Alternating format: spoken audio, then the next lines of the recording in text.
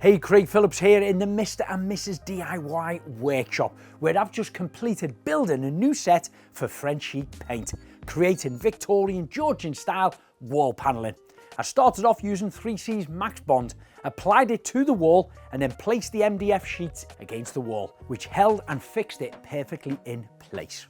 Next, I cut my pieces of pine wood down to size and also glued these on using Max Bond, creating the decorative look for our next video. But before I start painting, I'm going to use my 3C's Polymer Sealant. This is going to be applied where the pine meets the MDF and you have some small cracks. Once this has been applied and tooled off so it's nice and smooth, then it's going to get painted over using French Sheet's chalk paint. It could be 1mm, 2, 3, or there may not even be a gap around there. Either way, I'm going to be applying my polymer around every edge where the pine meets the MDF. This way you're going to get a consistent finish once it's painted, and it's going to avoid the paint cracking in the future.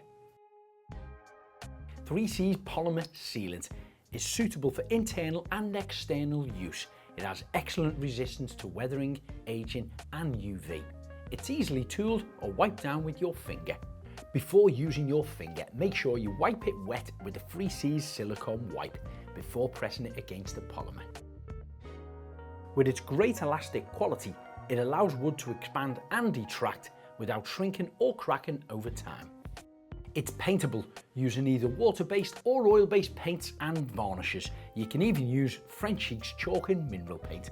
The polymer will bond to a variety of different substrates, from hardwood to softwood, ply, MDF, metal, plastics, UPVC, brick and block work, plasterwork and composites, just to name a few.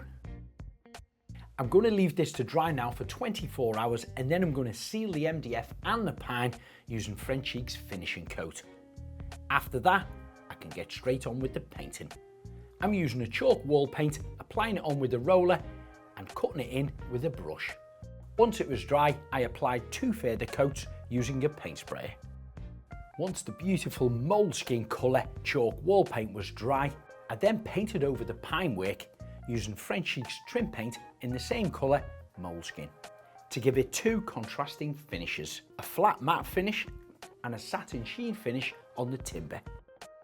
For more inspiration like this, don't forget to follow us on all social media handles and don't forget to subscribe to our YouTube channel, Mr. and Mrs. DIY.